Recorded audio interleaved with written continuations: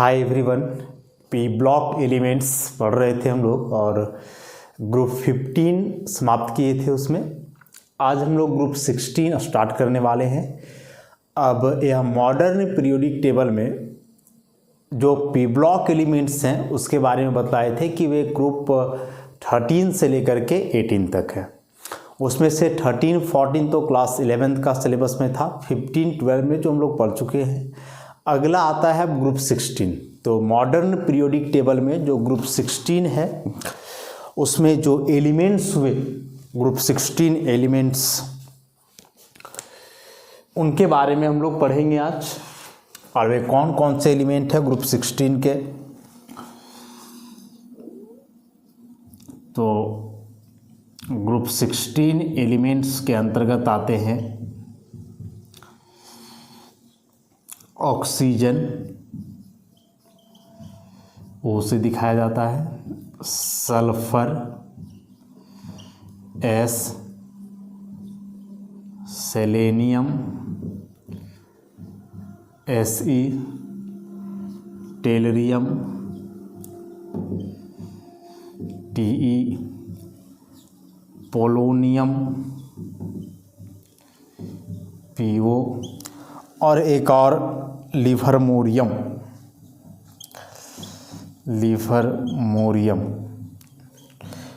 एल्फी। ऐसे तो modern periodic table का जो ग्रुप 16 है उस ग्रुप 16 के अंतर्गत ये 6 एलिमेंट्स आते हैं: oxygen, sulphur, selenium, tellurium, polonium और लिवर्मोरियम। इसमें से ऑक्सीजन और sulphur pure non metallic character के हैं, नॉन मेटल्स हैं। सेलेनियम, टेलरियम को मेटेलॉइड्स की कैटेगरी में रखा गया है, मेटेलॉइड्स। और ये दोनों जो है रेडियो एक्टिव नेचर के हैं, metallic character, radio active metals. Radio active metals मतलब बताया कि रेडियो एक्टिव एलिमेंट वैसे एलिमेंट को बोलते हैं जिससे अपने आप रेडिएशन इमिट होता है, active radiations, alpha beta gamma radiation वगैरह इमिट होता है ऐसे सब्सटेंस। तो ग्रुप 16 के जो एलिमेंट्स हुए इसमें नॉन मेटल्स, मेटेलॉइड्स, मेटल्स सभी हैं। और मोस्ट कॉमनली हम लोग ऑक्सीजन और सल्फर को डील करते हैं। अब ये जो ग्रुप 16 के एलिमेंट्स हैं ना, इन एलिमेंट्स को चाल्कोजेंस बोला जाता है। चाल्कोजेंस बोला जाता है। चाल्कोजेंस का क्या मतलब है? तो चाल्कोजेंस का मतलब होता है ओर फॉर्मिंग एलिमेंट, ओर फॉर्मिंग एलिमेंट। तो जितने भी मेटल्स हैं, मोस्टली सारे मेटल्स जो नेचुरली एग्जिस्ट करते हैं अपने ओर या मिनरल फॉर्म में, वो या तो ऑक्सीजन के साथ या तो सल्फर के साथ, मतलब या तो ऑक्साइड्स के रूप में एग्जिस्ट करते हैं या फिर सल्फाइड्स के रूप में एग्जिस्ट करते हैं। कई एग्जांपल्स हैं, जैसे आयरन का हेमाटाइट, आयरन पायराइट। वैसे आप मरकरी का ले लो HgS, कॉपर का CuS है, जिंक का ZnS। तो most of the metals occur in the form of their oxides और sulphides which are their ores और मिनरल्स फॉर्म। तो चूंकि मैक्सिमम मेटल्स का ओर ऑक्सीजन और सल्फर के साथ है, इसलिए ऐसे एलिमेंट को ओर फॉर्मिंग एलिमेंट बोला जाता है और इसी को हम लोग चाल्कोजेंस के नाम से जानते हैं। तो ग्रुप 16 एलिमेंट्स को आप ऑक्सीजन फैमिली के नाम से जान सकते हो, चाल्कोजेंस के नाम से जान सकते हो, चाल्कोजेंस के नाम से जान सकते हो आप। बहुत इंपॉर्टेंट है ऑब्जेक्टिव क्वेश्चन के लिए। जैसे ग्रुप 15 के लिए था निक्टोजेंस, वैसे यहाँ है चाल्कोजेंस, ओर फॉर्मिंग एलिमेंट। तो और यही दोनों बनाते हैं, ऑक्सीजन सल्फर ये सभी नहीं बनाते हैं, लेकिन चूंकि इसी ग्रुप में है और इसके फर्स्ट 2 मेंबर और बना रहे हैं तो सबको चाल्कोजेंस की कैटेगरी में ही हम लोग रखते हैं। अब इसमें से जो ऑक्सीजन का केमिस्ट्री और सल्फर का केमिस्ट्री है इसको हम लोग डिटेल में पढ़ेंगे, क्या केमिस्ट्री है ऑक्सीजन और सल्फर का। अब अर्थ क्रस्ट का जो मास है, उस अर्थ क्रस्ट का टोटल मास का लगभग आधा, जो पृथ्वी है अर्थ क्रस्ट, उसके टोटल मास का लगभग आधा ऑक्सीजन ही है। 46% by mass of earth crust is oxygen O2। चाहे O2 के फॉर्म में रहे या किसी ऑक्साइड के फॉर्म में, डजंट मैटर, ऑक्सीजन हम लोग लिखते हैं यहाँ ऐसा। तो अर्थ क्रस्ट का टोटल मास का जो लगभग आधा मतलब 46% वह क्या चीज़ से बना हुआ है? ऑक्सीजन से बना हुआ है, ऑक्सीजन से बना हुआ है। अब हम लोग जानते हैं कि जो अर्थ है उस अर्थ का 3/4 वाटर ही है। नहीं, अर्थ पे जो है वह 3/4 मतलब अप्रॉक्स 75% क्या है? वाटर है। वाटर में क्या है? तो वाटर का फॉर्मूला जो है H2O है। 2 हाइड्रोजन का मास 2 यूनिट, ऑक्सीजन का 16, तो बाई मास रेशियो आ गया 1:8। तो अर्थ क्रस्ट का 3/4 मतलब अप्रॉक्स 75% वाटर है, और वाटर में हाइड्रोजन ऑक्सीजन की रेशियो की बात करें तो 1:8 है बाई मास। तो इस पूरे वाटर जो 75% वाटर है अर्थ में, ये टोटल 75% वाटर में जो ऑक्सीजन है वह 89% कंट्रीब्यूट करता है, 89% ऑफ ऑक्सीजन, बाकी 11% हाइड्रोजन रहेगा ऐसा। तो इस बात को आप याद रखना कि ऑक्सीजन एक तो अर्थ क्रस्ट का लगभग आधा हुआ, अर्थ पे फिर जितना वाटर है 75%, उसमें से 89% by mass oxygen he constitute करता है, और मात्र 11% जो है वहाँ क्या है? हाइड्रोजन है। और ऑक्सीजन मोस्ट एबंडेंट एलिमेंट है अर्थ क्रस्ट पे। ऑक्सीजन इज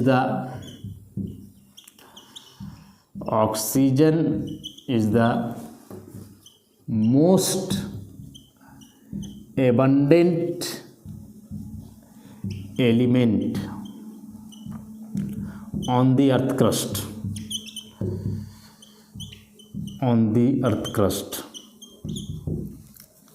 बहुत इंपॉर्टेंट क्वेश्चन है, ध्यान रखोगे।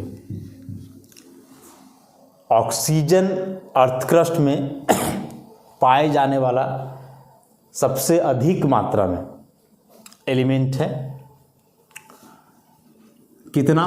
46% हम लोग देखें। फिर अर्थ पे जो वाटर है उसका 75% में 89 ऑक्सीजन ही है, मतलब टोटल जो वाटर प्रेजेंट है उस टोटल वाटर में 89% ऑक्सीजन। ये नहीं वो 75% वाटर है तो उसमें 89% ऑक्सीजन कैसे हो गया? नहीं, टोटल वाटर जो प्रेजेंट है उसमें से 89% क्या है? ऑक्सीजन है। और कुछ ऑक्साइड सल्फाइड्स तो हम लोग लिख के देख ही लिए कि क्यों ऐसे एलिमेंट्स को हम लोग चाल्कोजेंस के नाम से वो जानते हैं। अब इसमें हम लोग बात करेंगे जनरल कैरेक्टरिस्टिक्स की। ग्रुप 16 एलिमेंट का जनरल कैरेक्टरिस्टिक्स। तो जनरल कैरेक्टरिस्टिक्स में सबसे पहले हम लोग इलेक्ट्रॉनिक कॉन्फ़िगरेशन के बारे में जानेंगे। First of all electronic configuration.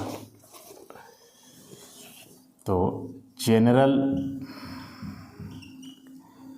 Characteristics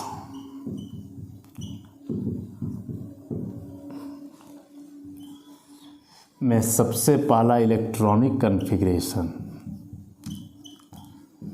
electronic configuration कौन कौन से एलिमेंट थे? तो जो मोस्ट कॉमन है ऑक्सीजन, सल्फर, सेलेनियम, टेलरियम और एक पोलोनियम। लिवर्मोरियम बहुत कॉमन नहीं है इसलिए उसके बारे में हम लोग डील नहीं करेंगे। एटॉमिक नंबर की बात करें तो ऑक्सीजन का एटॉमिक नंबर 8, 16, 34, 52 एंड 84। ऐसा कॉन्फ़िगरेशन क्या हो जाएगा, तो नोबल गैस के आधार पे यदि लिखोगे तो यह हो जाएगा helium 2s2 2p4, this is neon 3s2 3p4, this one is argon, argon के बाद 3d10 4s2 4p4, उसके बाद क्रिप्टन 4d10 5s2 5p4, और उसके बाद यहाँ xenon 4f14 5d10 6s2 6p4। ऐसा तो यह जो इलेक्ट्रॉनिक कॉन्फ़िगरेशन लिखा गया है ग्रुप 16 एलिमेंट्स का, तो यह रेगुलर जैसा अबव प्रिंसिपल के अनुसार होना चाहिए वैसा ही है, कहीं कोई एक्सेप्शन वगैरह नहीं है किसी में। और एक बात जो हम लोग जानते हैं कि यह जो लास्ट सेल होता है वह उस एलिमेंट के पीरियड को बताता है। तो यदि ऑक्सीजन का लास्ट सेल यहाँ 2 है, इसका मतलब हुआ कि ऑक्सीजन सेकेंड पीरियड का एलिमेंट है।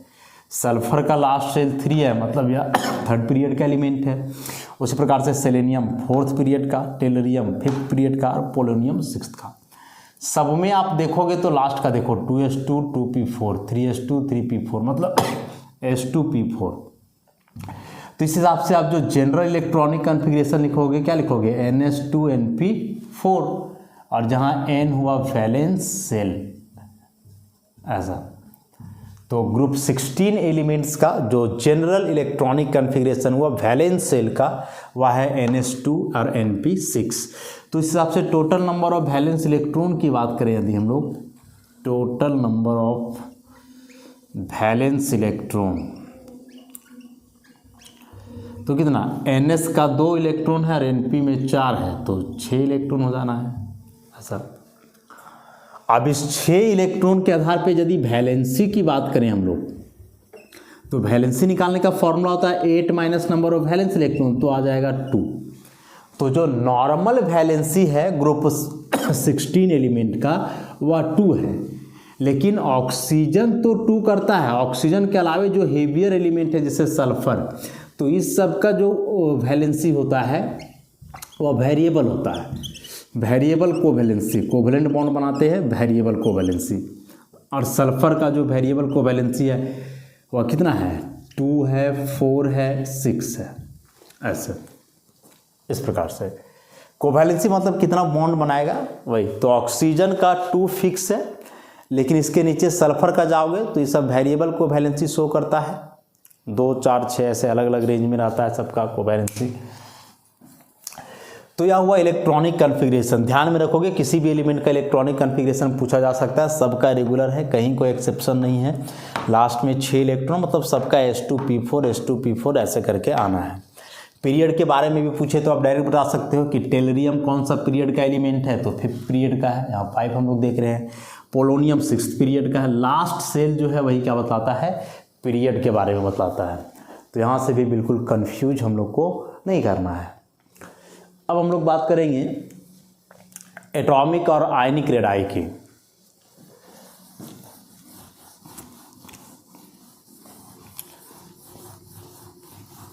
तो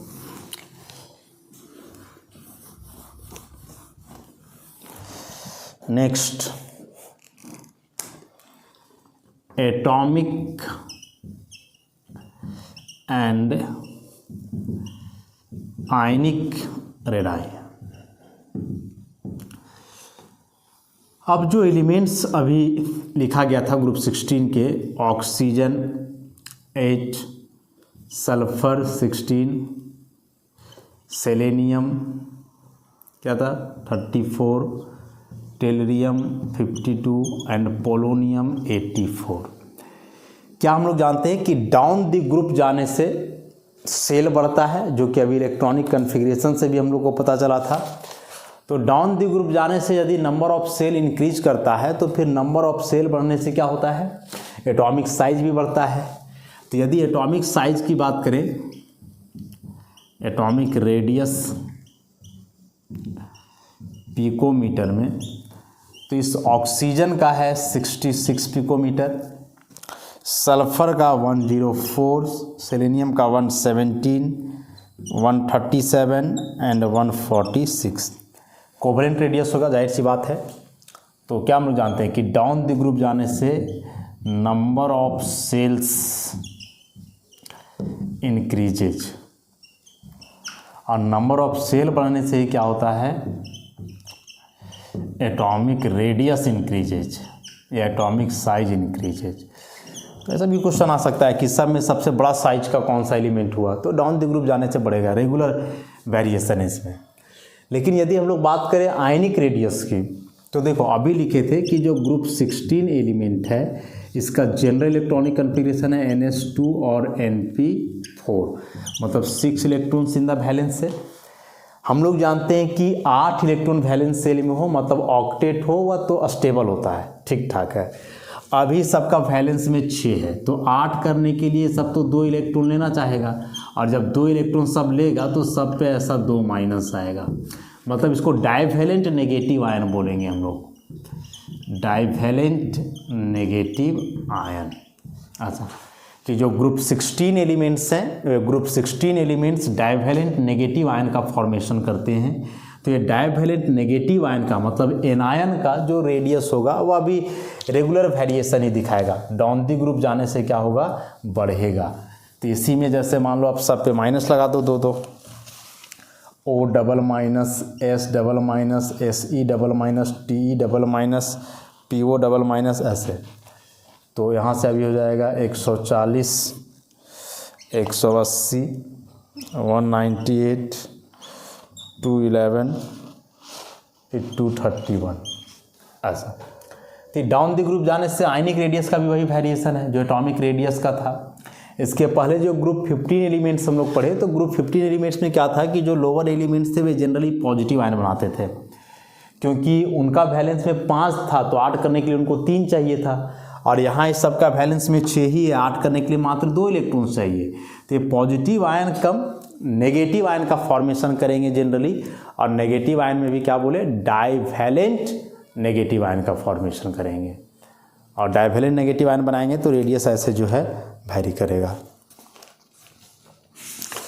तो एटॉमिक और आयनिक रेडियस के बाद अब इसमें मोस्ट इंपॉर्टेंट आयोनाइजेशन इंथैल्पी की बात करेंगे हम लोग। आयोनाइजेशन इंथैल्पी की बात करेंगे तो आयोनाइजेशन इंथैल्पी कंपेयर करेंगे हम लोग, और यदि आयोनाइजेशन इंथैल्पी को कंपेयर करोगे ग्रुप 15 एलिमेंट्स से,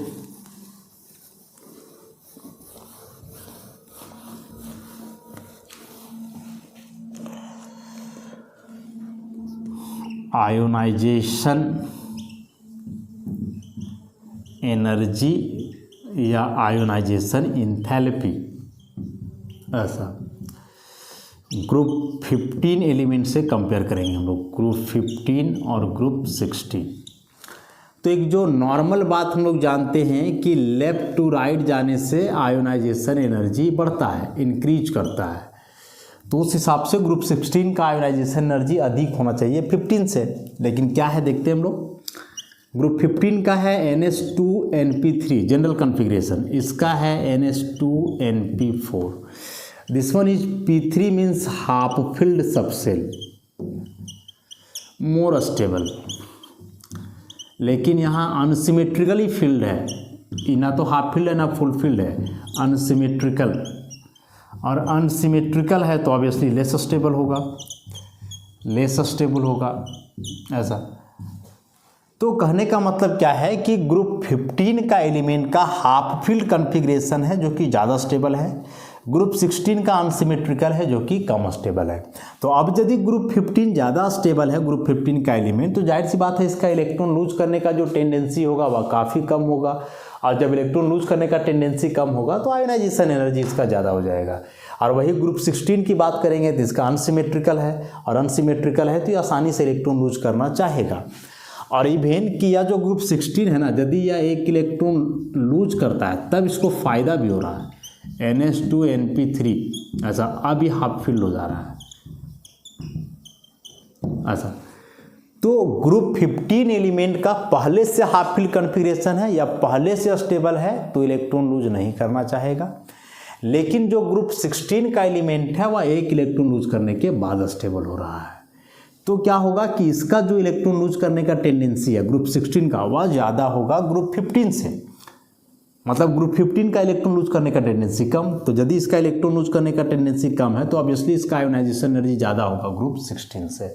तो होना चाहिए 16 वाला का ज़्यादा, लेकिन होगा 15 का। उसका साफ सा रीजन है दिस इलेक्ट्रॉनिक कॉन्फ़िगरेशन कि group 15 elements have half filled electronic configuration, मतलब stable electronic configuration, and they have a very little tendency to lose electron and hence have very high ionisation energy, while group 16 elements have unsymmetrical electronic configuration, and at the same time if they lose one electron they acquire the stable half field configuration, so they have greater tendency to lose electron than group 15 elements, and due to greater tendency to lose electron they all have low value of ionization energy than that of group 15 elements। ऐसे इसको आप चाहो तो data से भी compare कर सकते हो, इसको आप चाहो तो डाटा से भी कंपेयर कर सकते हो, लेकिन यह जो आयोनाइजेशन एनर्जी है या फर्स्ट आयोनाइजेशन एनर्जी की बात हम लोग कर रहे हैं, सेकेंड आयोनाइजेशन एनर्जी की बात करेंगे तो क्या होगा।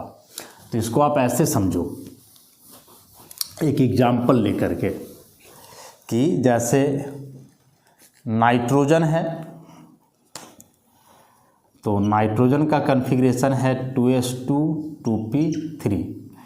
यदि इसको आप आयोनाइजेशन एनर्जी दिए फर्स्ट आयोनाइजेशन एनर्जी तो ये नाइट्रोजन प्लस 2s2 2p2 ऐसा। वही ऑक्सीजन की बात करें तो ऑक्सीजन का है 2s2 2p4। इसको यदि आयोनाइजेशन एनर्जी दिए तो ये बन गया O प्लस 2s2, एक इलेक्ट्रॉन निकलेगा यहाँ से 2p3 ऐसा। तो अभी जो हम लोग देख रहे हैं कि जो आयोनाइजेशन एनर्जी 1 है नाइट्रोजन का ज़्यादा होगा आयोनाइजेशन एनर्जी 1 ऑफ ऑक्सीजन, क्योंकि नाइट्रोजन पहले से जो है स्टेबल है, स्टेबल यहाँ लेस स्टेबल, इस शुरू में लेस स्टेबल है, इलेक्ट्रॉन लूज करने के बाद स्टेबल हुआ ऐसा। अब क्या होगा यदि एक इलेक्ट्रॉन सब और लूज करे, मतलब कि n प्लस यदि आप एक इलेक्ट्रॉन और लूज करे, n डबल प्लस बनाए मतलब आयोनाइजेशन एनर्जी 2, तो n प्लस का यहाँ भी अनसिमेट्रिकल है 2s2 2p2, यहाँ भी अनसिमेट्रिकल है 2s2 2p1। लेकिन वही ऑक्सीजन की बात करें O प्लस की तो शुरू में ही सिमेट्रिकल है 2s2 2p3, लेकिन जब एक इलेक्ट्रॉन लूज करेगा ऐसे 2 प्लस आ जाएगा आयोनाइजेशन एनर्जी 2, तो अब ये हो गया 2s2 2p2। तो ये यहाँ भी लेस स्टेबल है, लेस स्टेबल, और यहाँ भी लेस स्टेबल है, लेकिन इसका यहाँ है कि शुरू में मोर स्टेबल है और बाद में और ज़्यादा लेस स्टेबल हो गया ऐसा।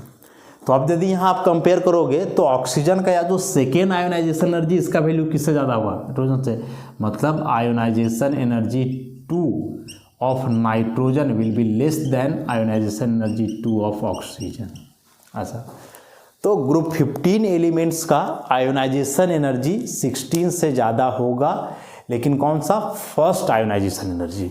सेकेंड आयोनाइजेशन एनर्जी की यदि आप बात करोगे तो सेकेंड आयोनाइजेशन एनर्जी जो है फिर ग्रुप 16 का ही ज़्यादा होगा। क्यों ज़्यादा होगा, तो वह इलेक्ट्रॉनिक अरेंजमेंट के आधार पर हम लोग समझ रहे हैं, इस बात को हम लोग इलेक्ट्रॉनिक अरेंजमेंट के आधार पर समझ रहे हैं। जैसे यहाँ जो नाइट्रोजन का फर्स्ट आयोनाइजेशन एनर्जी है वह है 1402 किलो जूल पर मोल, वहीं ऑक्सीजन का है 1314 किलो जूल पर मोल। लेकिन वही सेकेंड वाला बात करें तो नाइट्रोजन का सेकेंड आयोनाइजेशन एनर्जी है 2856 किलो जूल और इसका है 3388 किलो जूल पर मोल ऐसा। तो यह डाटा जो है क्लियर कर रहा है इस बात को, डाटा इस बात को क्लियर कर रहा है कि जो आयोनाइजेशन एनर्जी 2 है, मतलब सेकेंड आयोनाइजेशन एनर्जी ग्रुप 16 का, वह ज़्यादा होगा ग्रुप 15 से, लेकिन जो फर्स्ट आयोनाइजेशन एनर्जी है वह कम होगा। क्यों होगा उसी का एक्सप्लेनेशन है ये कि फर्स्ट आयोनाइजेशन एनर्जी जब लग रहा था तो उस केस में नाइट्रोजन का कन्फिग्रेशन ज़्यादा स्टेबल था ऑक्सीजन से, इसलिए इसका आयोनाइजेशन एनर्जी ज़्यादा। लेकिन जब सेकेंड इलेक्ट्रॉन लूज हुआ तो अब ऑक्सीजन का कन्फिग्रेशन ज़्यादा स्टेबल है नाइट्रोजन से, और जिसका कन्फिग्रेशन जितना ज़्यादा स्टेबल होगा उसके लिए आयोनाइजेशन एनर्जी का वैल्यू उतना क्या होगा, अधिक होगा। तो बहुत इंपॉर्टेंट फैक्ट था, इसको ध्यान में रखोगे। लेकिन जनरली लोग ऐसे बोलता है कि ग्रुप 16 का ज़्यादा है ग्रुप 15 से, तो ऐसे बोलने से काम नहीं चलेगा और स्पेसिफाई करना होगा फर्स्ट की सेकेंड, तो सेकेंड वाला ना ज़्यादा है, फर्स्ट आयोनाइजेशन एनर्जी तो 15 वाला का ज़्यादा हुआ। अब डाउन दी ग्रुप यदि जाओगे, डाउन दी ग्रुप यदि जाओगे, ग्रुप 16 एलिमेंट की ही आप बात करेंगे, कंपेयर करके तो हम लोग देख लिए ग्रुप 15 से। अब उसी में डाउन द ग्रुप यदि जाओगे, ऑक्सीजन, सल्फर, सेलेनियम, टेलरियम और पोलोनियम, तो डाउन द ग्रुप जाने से क्या होगा, आयोनाइजेशन एनर्जी घटेगा, डिक्रीज है।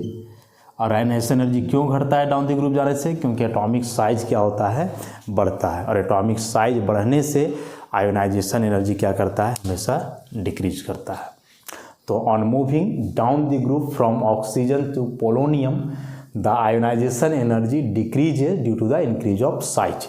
साइज बढ़ने से आप बोलोगे क्यों घटता है, तो कई बार एक्सप्लेन किया जा चुका है कि जैसे मान लो एक इतना बड़ा एटम है और एक इससे बड़ा है, आयोनाइजेशन एनर्जी मतलब वैलेंस इलेक्ट्रॉन को निकालने में जो एनर्जी लगेगा, ऐसा इस प्रकार से। तो यदि एटम का साइज बड़ा है तो जो इसका वैलेंस इलेक्ट्रॉन है वह न्यूक्लियस से दूर रहेगा, न्यूक्लियस से दूर रहेगा मतलब न्यूक्लियस की तरफ अट्रैक्ट कम होगा, और न्यूक्लियस की तरफ कम अट्रैक्ट होगा तो आसानी से कम एनर्जी से निकल जाएगा। लेकिन यदि छोटा साइज है, इसका मतलब वैलेंस इलेक्ट्रॉन न्यूक्लियस के नज़दीक है, ज़्यादा अट्रैक्शन फील करेगा, तो इसको निकालने में यहाँ से ज़्यादा एनर्जी लगेगा। सिंपल सा बात है, जनरल एक्सप्लेनेशन जो है आयोनाइजेशन एनर्जी वगैरह का वैसा ही है।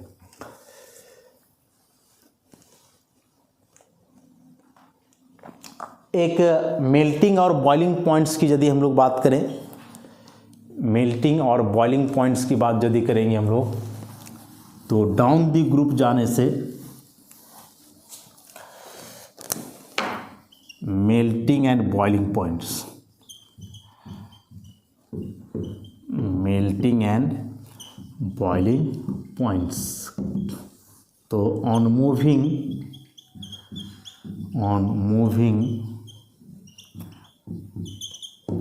down the group